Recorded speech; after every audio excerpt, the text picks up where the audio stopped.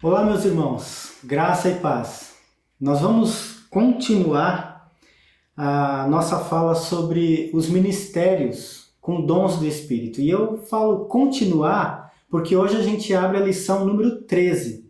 E a lição 12, a lição anterior, ela já entrou um pouquinho nesse assunto, né? A gente viu lá na 12 um pouco sobre os dons espirituais. E o que ela mais ensinou para a gente é que existe uma diferença entre dons e talentos, né? Os talentos são habilidades voltadas ao cunho natural e os dons são talentos também com poder espiritual. Então, hoje nós vamos entrar mais nessa questão e eu queria que você já abrisse a sua Bíblia no livro de Efésios, capítulo 4, porque nós vamos começar com esse texto no versículo 11, e é uma lição muito rica, muito mesmo, cheia de versículos, cheia de textos.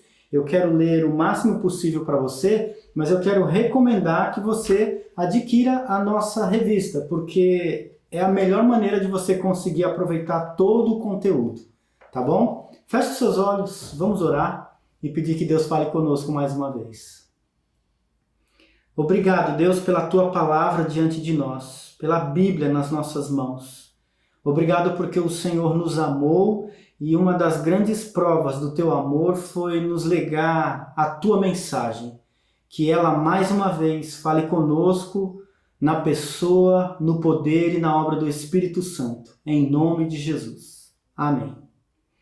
Pois bem, meu irmão, Efésios capítulo 4, no versículo 11, diz o seguinte: Ele mesmo concedeu uns para apóstolos, outros para profetas, outros para evangelistas, outros para pastores e mestres. Esse é um dos versículos bem ricos da Bíblia que fala sobre a diversidade dos dons. E a gente tem aí, é lógico, pelo menos 5, e são esses que eu queria trabalhar com você. O primeiro deles é bastante complexo, né? Fala sobre o apostolado, a gente vai mergulhar um pouco para entender sobre esse mistério por trás do termo apóstolo e de que forma ele pode ser visto ainda hoje. O segundo, depois de apóstolos, são os profetas. Quem são aqueles que proferem? Quem são os profetas? Os que falam na igreja, né? Evangelista. O evangelista ele também fala, e ele também fala do evangelho, mas ele fala desse mesmo evangelho para um outro público, que não é necessariamente o público da igreja. Então, o profeta ele também é um evangelista, e o evangelista também é um profeta. Por quê? Porque quando eu estou evangelizando, eu evangelizo com qual material? Que palavra eu levo para evangelizar o incrédulo? A Bíblia. Então eu estou usando a palavra dos profetas, as palavras que foram proferidas por Deus através dos profetas. Então, ao falar para o incrédulo, ao evangelizar, eu também estou exercendo um pouco desse dom de profecia, embora sendo evangelista. O quarto, né? Pastores, que também fazem esse mesmo trabalho, de cunho pessoal, tete a tete, mais próximo, né? E também mestres, que são aqueles que realmente dominam o conteúdo da palavra, que mergulham e que amam a transmissão da verdadeira palavra de Deus. E quando a gente fala verdadeira palavra, a gente está se referindo a Jesus. Ele é o caminho, ele é a verdade, ele é a vida. Se eu prego a verdade, eu estou pregando ele, eu estou pregando Jesus. Tá ok? Tem uma história aí na sua revista, bem na introdução. Eu não vou ler, mas eu quero resumir essa história para você, que é a história dos 2 patinhos que foram adotados por uma galinha. Esses patos perderam a mamãe, foram adotados por uma galinha e eles sentiam que tinha muita diferença. E eles se sentiam meio complexados. Todos eles viviam meio confusos, porque percebia que nos seus pés tinham membranas, diferente da galinha. E um dia eles caíram na água por acidente, mas esse acidente os levou a descobrirem o que de fato significava aquela membrana no pé. Eles descobriram como aquilo viabilizava a sua natação, né? Eles descobriram que realmente era uma dádiva especial, um dom especial para uma tarefa especial. Então, que você, nessa aula de hoje, possa também descobrir algumas coisas que talvez ainda sejam mistérios para você na sua vida, né? E você vai, talvez até poder se encontrar em algum desses 5 pilares que nós vamos ver aqui hoje, baseado então nesse texto de Efésios. Mas como eu disse, é uma aula muito rica e tem muitos versículos, e eu queria que você já olhasse lá para um deles também, que é no Evangelho de João, capítulo 13. João capítulo 13, nós vamos ler no versículo 16. Abra lá sua Bíblia, João 13, no verso 16. Olha o que diz. Em verdade, em verdade vos digo que se o servo não é maior, que o servo não é maior do que o seu senhor, e que nem o enviado é maior do que aquele que o enviou. Se eu disse que nós vamos começar falando do primeiro dom, que é o apostolado, o que esse versículo tem a ver com apostolado? Você encontrou a palavra apóstolo aí? Mas ela está aí. E ela está exatamente nesse termo enviado. O apóstolo é aquele que é enviado. É aquele a que Deus envia para transmitir a mensagem. O apóstolo, ele é um carteiro de Deus. Ele leva a mensagem de Deus. Ele é enviado por Deus. Eu queria fazer um exercício com você aí, de olhar esse termo aqui no Novo Testamento grego. Você provavelmente não vai conseguir enxergar nem mesmo as letras daí, né? Por causa da distância da câmera. Mas eu queria que você desse uma olhada no que aparece sublinhado de caneta aí. Vai aparecer para você na tela uma foto que eu risquei aqui nessa Bíblia. Esse é o Novo Testamento grego. São caracteres gregos e bem diferentes dos nossos, mas essa palavra que aparece riscado aí, sublinhado de caneta azul, eu vou soletrar ela para você. A primeira letra é um alfa, corresponde à letra A. A segunda letra é o pi, que muitos enxergam até na matemática, né? Corresponde à letra P. A terceira letra é um ômicron, é uma bolinha redondinha e esse é fácil porque parece o nosso. Então, APO significa apó. Vamos seguir. A próxima letra é uma bolinha com um tracinho, é o sigma, corresponde à letra S que fica igualzinha no final. A próxima letra é a letra tau, que é igualzinha à nossa letra T. A outra letra vem um ômicron de novo, letra O. A próxima é o lambda, que corresponde à letra L, parece um Y de cabeça para baixo. Outro ômicron e o sigma. Mesmo quem não entende nada do grego, é muito simples da gente entender que, na verdade, a Bíblia original, ela trata o termo apóstolo como enviado. E a nossa tradução, ela traz exatamente esse termo para a gente.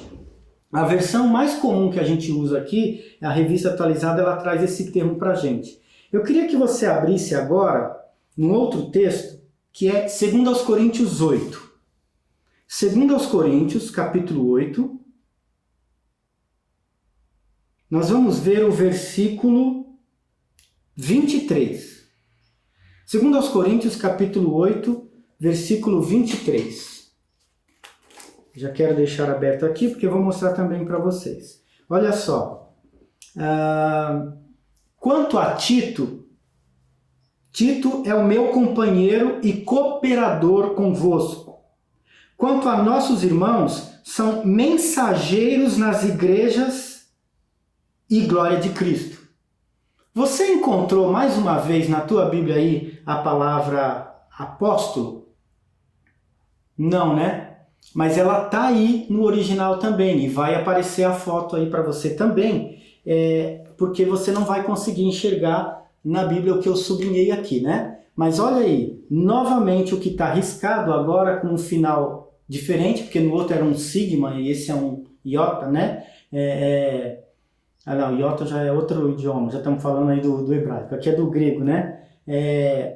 Você está vendo aí uma letra que corresponde ao I, é apostoloi, é uma letra I no final, mas toda a raiz dela é exatamente a mesma que nós vemos, é um enviado, é um mensageiro.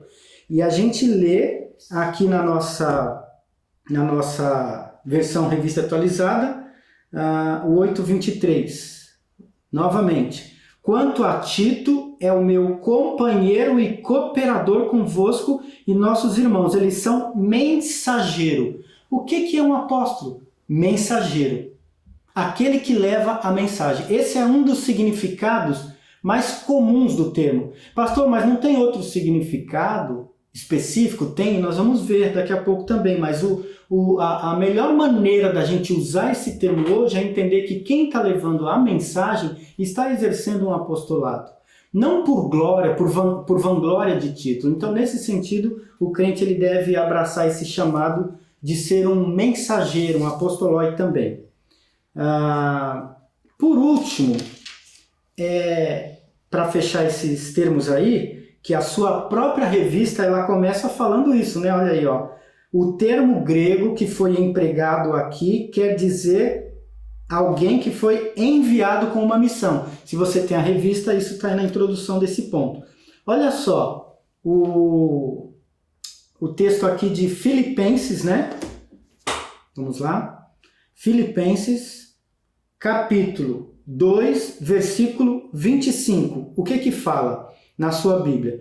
Julguei, todavia, necessário mandar até vós Epafrodito, por um lado, meu irmão e cooperador e companheiro de lutas, por outro lado, vosso mensageiro. Tá vendo?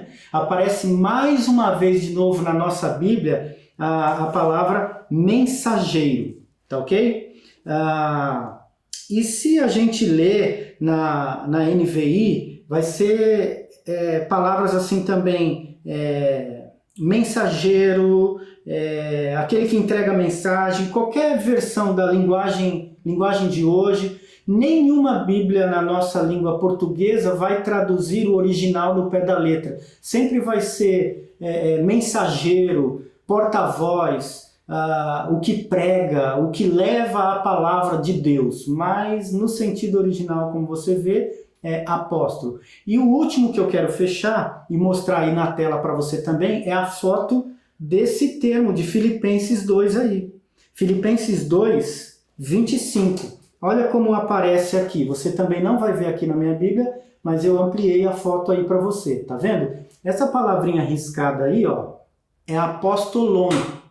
Nem termina com S, nem termina com I, termina com N. É que é um nil, parece uma letra V, né? Mas é um N. Apostolon. Todas elas têm raízes no mesmo termo, apostolado. Aquele que foi enviado. Eu e você precisamos entender que fazemos parte disso. Segundo ponto aí da lição, ele fala mensageiros enviados mesmo. Por que mensageiro? É a pessoa que foi contratada para isso. Ele é crente, mas ele deixou qualquer emprego secular, ele deixou a sua empresa, a sua tarefa, e ele virou um pregador de tempo integral. Ele é um pastor, ele é um missionário, ele vive o ganho, a vivência, a renda, o salário, o tempo, o trabalho dele é apenas propagar a palavra de Deus. Ele é um missionário. Então, ele é o quê? Ele é um apóstolo de tempo integral, vamos dizer assim, tá ok? É uma outra forma também da gente vivenciar essa realidade hoje. Olha o que diz na sua revista. A palavra é usada por Paulo pelo menos 2 vezes para descrever os apóstolos das igrejas, tá? E aí tem exatamente esses textos que a gente acabou de ler, e nós não vamos reler para a gente ganhar tempo também, ok? Só que a gente sabe que Jesus fala para todos os seus discípulos que assim como Deus, o Pai, tinha enviado ele para cá, O que ele ia fazer comigo e contigo é exatamente a mesma coisa também. Tanto é que ele chega a dizer, assim como o Pai me enviou, eu vou enviar vocês. Tá? Assim como o Pai me apostolou, eu vou apostolar vocês. Eu estou criando aqui um jargão, né? Lógico que esse termo não existe, apostolou, né? Não dá para usar como verbo ali, mas ele está dizendo exatamente isso. João, capítulo 17, e também 20 e 21. Quero ler primeiro João, olha lá, João, capítulo 17, versículo 18. João 17, verso 18. Assim como tu me enviastes ao mundo, também eu os enviei ao mundo. Quem que Jesus estava falando, eu os enviei ao mundo? Será que ele estava falando só dos 12 apóstolos dele? Quando ele termina essa oração falando, Pai, assim como o Senhor me enviou, eu também os envio, será que eram só aqueles 12? Ele está falando para todo aquele que viesse a crer nele. Esse sim é um sentido onde cabe a aplicação do termo apostolado. É todo crente que foi enviado. Mas a gente sabe que tem alguns que realmente eles paralisam toda a atividade profissional para viver única e exclusivamente fazendo isso. Seria o apóstolo de tempo integral nos dias de hoje. Mas é claro, será que tem esse apóstolo geral e o apóstolo missionário, mas não tem o apóstolo do colégio de Cristo, que era só os 12? Tem. Aí sim, nesse sentido, a gente sabe que aqueles 12 apóstolos foram chamados por Jesus. E não tem como aumentar aquele grupo. Inclusive, o próprio milagre de Deus para o apóstolo Paulo, ele se considerou como um nascido fora do tempo. E ainda assim, tinha que ver a ressurreição, né? Tinha que ver a obra, tinha que ter um encontro com Jesus ressurreto. E a gente sabe, né, que na conversão do apóstolo Paulo, Jesus apareceu para ele e ele mesmo fala, Saulo, Saulo, né, por que me persegues? E ele tem um encontro ali com Jesus, então assim ele é intitulado apóstolo. Dá uma olhada lá em 1 Coríntios, capítulo 9. 1 Coríntios, capítulo 9, versículo 1. 1 Coríntios, capítulo 9, verso 1. Olha só como o apóstolo Paulo fala. Não sou eu, porventura, livre? Eu não sou apóstolo? Eu não vi Jesus, o nosso Senhor? Por que quando ele fala que eu não sou apóstolo, ou seja, por acaso eu também não vi o nosso Senhor Jesus, ele está enfatizando aqui que o encontro, a formação dele como apóstolo, o que batizava ele como apóstolo, era ter vivido naquele colégio de Jesus e ter visto Jesus ressurreto, né? Ter encontrado Jesus ressurreto ali. Efésios capítulo 1 diz o seguinte, Efésios capítulo 1, no verso 1, ele começa a carta para a igreja de Éfeso, né, dizendo-se apóstolo. Ele fala assim, Paulo, apóstolo de Cristo Jesus, por vontade de Deus, aos santos que vivem em Éfeso. Então ele está ratificando aí o seu apostolado, tá ok? Esse é o terceiro sentido. Ponto 2 aí da lição, a gente vai correr bastante agora e ele é bem simples. Eu quero ler com você Deuteronômio 4. Deuteronômio capítulo 4 diz o seguinte. Deuteronômio capítulo 4 no verso 2. Nada acrescentareis à palavra que vos mando, nem diminuireis dela, para que guardeis os mandamentos do Senhor vosso Deus, que eu vos mando. Aqui, Deuteronômio está dizendo que a gente não deve acrescentar nada na palavra de Deus. Então, quem prega a palavra de Deus é profeta, sim, mas ele é um profeta com base na palavra já profetizada. Ele não é um profeta que recebe novas revelações de Deus. Ele é um profeta que se baseia dentro das revelações que já foram dadas por Deus. Deuteronômio é um dos livros do Pentateuco, lá do começo da Bíblia. A Bíblia começa dizendo isso lá, né, em Deuteronômio, né, que nada deveria ser acrescentado. E é engraçado o seguinte, a Bíblia começa lá no Pentateuco, falando que Deus iria começar a falar e que não poderia ser acrescentado nada. E sabe o que é interessante? Quando a palavra de Deus termina, ou seja, quando a Bíblia termina, ela fala a mesma coisa. Parece que a Bíblia começa e termina, ela abre e fecha falando desse termo específico, de que o profeta é aquele que recebe a palavra de Deus e é esta a palavra de Deus. Tudo que está fora disso não é palavra de Deus. Bom, como é que eu posso ser profeta então? Eu só posso ser profeta se eu me basear dentro desta palavra de Deus. Então eu falo assim, existe profeta hoje ainda? Sim e não. Como assim? Existe profeta ainda hoje? Sim. Se a gente estiver se referindo aos profetas que falam da palavra que já foi profetizada. Então, se eu falo do que foi profetizado, nesse sentido posso dizer que sou um profeta também. Mas quando eu digo que não, é porque não existe profeta que receba nova revelação que vai além da palavra que já está profetizada.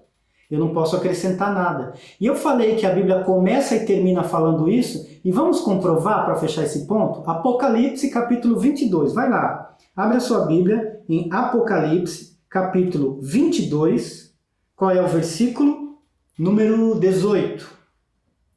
Já literalmente no finalzinho aí da Bíblia, né? Ela já praticamente terminando. Ela termina no versículo aí 21, mas o 18 fala assim: a todo aquele que ouve as palavras da profecia deste livro, né? Testifico. Se alguém fizer qualquer acréscimo, Deus acrescentará os flagelos escritos neste livro. Ou seja, ele está proibindo o acréscimo de qualquer profecia além daquilo que já foi profetizado. Quer ser profeta? Amém. Seja profeta. Proferindo aquilo que já foi proferido na palavra. Proferindo aquilo que já foi profetizado. Pregando aquilo que já foi pregado. E se tem uma coisa, meu irmão, que a gente precisa fazer hoje, é voltar a pregar a Bíblia mesmo. Procurar entendê-la, conhecê-la profundamente e pregá-la na verdade. Porque nós estamos em dias de muita devassidão, destruição, distanciamento daquilo que realmente é profecia da palavra de Deus.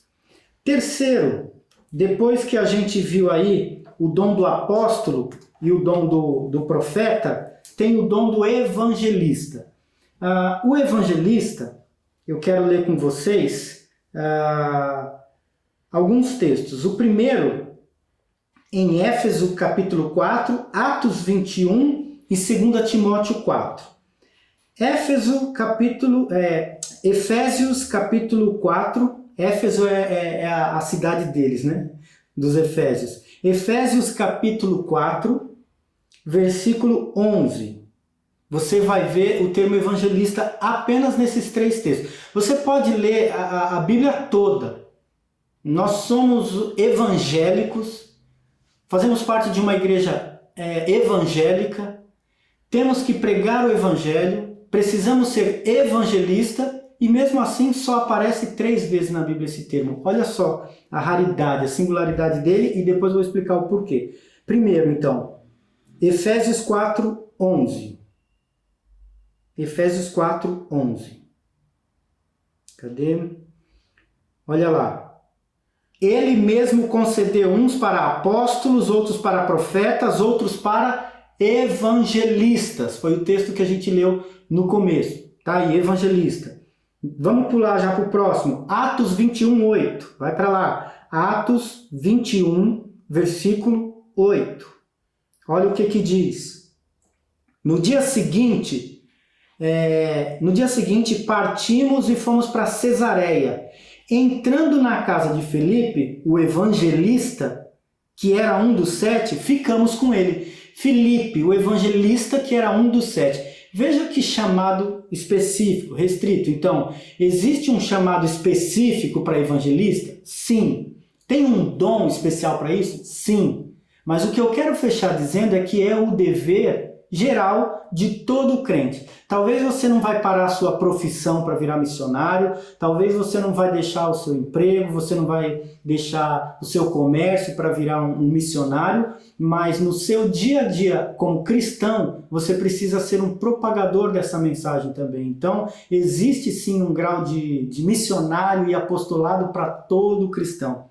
Fecho esse ponto lendo o último versículo, que é 2 Timóteo 4, 5. 2 Timóteo 4, 5. Vamos lá. Olha o que diz.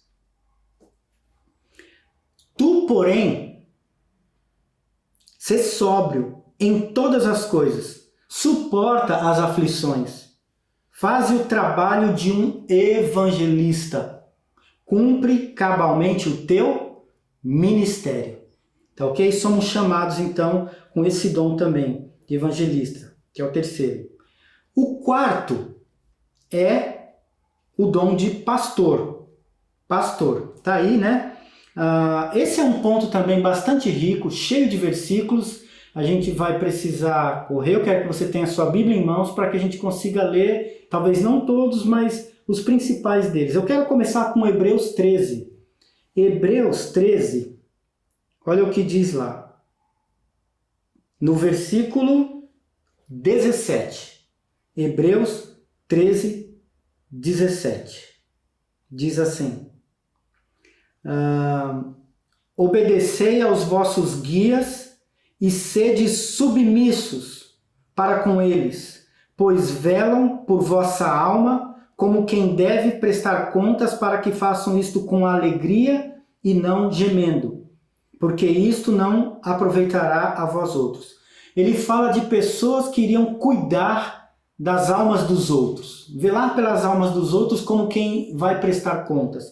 E depois a gente vai ver também Tiago, que é uma carta pastoral. Tiago, no capítulo 3, versículo 17 também.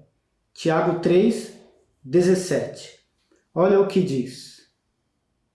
A sabedoria, porém, lá do alto, é primeiramente pura, depois pacífica, indulgente, tratável, plena de misericórdia e de bons frutos, imparcial e sem fingimento. Sabedoria do alto. Esse é o dom que Deus espera para quem se diga pastor. Tem que ter sabedoria do alto. Não dá para pastorear uma igreja com estratégia própria, com sabedoria própria. Precisa de fato da graça, da direção, da iluminação, da sabedoria de Deus. E por que a gente fala que isso é pastoral? Porque o livro de Tiago é uma carta pastoral. Talvez você fale assim, pastor, eu não vi o termo pastor aqui, né? Tiago é uma das cartas pastorais. Por que cartas pastorais? Foi escrito justamente para ensinar Tiago, né? É uma carta que realmente traz assim como se pastoreia a igreja, tá ok? Tiago 1,19, olha lá, capítulo 1, no mesmo livro, Tiago 1, no versículo 19. Aliás, no primeiro versículo 1, ele já se apresenta como servo do Senhor, tá? Tiago, servo de Deus e do Senhor Jesus Cristo, as 12 tribos que se encontram na dispersão. Então, a carta de Tiago é uma carta pastoral, é uma carta do pastor Tiago a respeito do pastorado mesmo, do cuidado da igreja e de como cuidar de todas as igrejas, né? Então, nesse sentido, é uma carta eclesiástica, né? Tem essa diferença entre carta eclesiástica e pastoral. Uma carta eclesiástica foi escrita para ensinar todos os crentes da igreja, e uma carta pastoral foi escrita para ensinar principalmente os líderes a pastorearem e como cuidar da igreja de Deus. né? Como, por exemplo, Tito, Filemon, que são cartas realmente pastorais, né? Tiago também está aqui, entre Eclesiastes. Eu falei o versículo 19, não é isso? Tiago 1,19, olha lá o que diz. Sabeis estas coisas, meus amados irmãos, todo homem, pois, seja pronto para ouvir, tardio para falar e tardio para se irar. Então, uma das coisas que a gente precisa aprender para conseguir cuidar bem do outro é primeiro ouvir. Não dá para ser um falador, um pregador, alguém que ensina, que transmite, se primeiro não sentou para ouvir. E sentou para ouvir muito. Tem que ouvir muito para poder falar. Tem que receber muito para poder dar. Então o que ele fala, seja pronto para ouvir, tardio para falar, também se aplica a essa ideia dos dons. E por último eu quero fechar esse ponto com 1 Timóteo 3, versículo 1 e 2. Olha lá. Fiel é esta palavra. Se alguém aspira ao episcopado, puxa vida, essa realmente é uma carta pastoral. Por quê? É uma carta para realmente ensinar Timóteo a ser pastor. Não foi uma carta que o apóstolo Paulo escreveu para a igreja de Éfeso, de Esmirna, de Tiatira, não. Mas ele escreveu para o pastor Timóteo aprender a ser um servo pastor. E ele fala, se alguém aspira que gostoso, que desejo. Se alguém deseja o episcopado, ou seja, se alguém tem desejo de ser pastor, episcopo, né? Excelente obra almeja. Mas é necessário, portanto, que o bispo seja irrepreensível. Eu quero parar aqui para pensar no seguinte, dois termos, né? Bispo e episcopo. O bispo e o episcopo. Que, na verdade, está se referindo realmente ao pastor. Então, são termos intercambiáveis. Tá ok? O próprio termo presbítero vai aparecer também nesse livro de Timóteo, falando que a gente tem que cuidar da igreja de Deus. Todos os presbíteros são chamados. E eu queria que você... Aliás, Timóteo não. Eu queria que você pulasse para Atos, livro de Atos, no capítulo 20. Atos 20. Atos 20, versículo 20 também. Atos 20, 20. Olha lá. Jamais deixando de anunciar coisa alguma proveitosa e de vou-la ensinar publicamente e também de casa em casa. É aquele que ensinava de casa em casa, né? Leia o 17 aí, Atos 20, 17. De Mileto mandou a Éfeso chamar os presbíteros. Olha, bispo, presbítero, episcopo, pastor, são termos aí intercambiáveis que aparecem nessas cartas pastorais e que aparecem aqui no início no nascimento da igreja, que é o livro de Atos. Tá ok? E também no versículo 28, não sei se a gente já leu, Atos 20, 28. Se não leu, vamos lá, e se leu, vamos repetir novamente. Atos 20, 28. Sim. Atendei por vós e por todo o rebanho sobre o qual o Espírito Santo, veja que é dom do Espírito Santo. O Espírito Santo vos constituiu o quê? Bispos. Bispo. Esse é o melhor de todos para a gente entender, porque fala o Espírito Santo, que é essa pessoa que a gente está estudando, ele constituiu o quê? Bispo.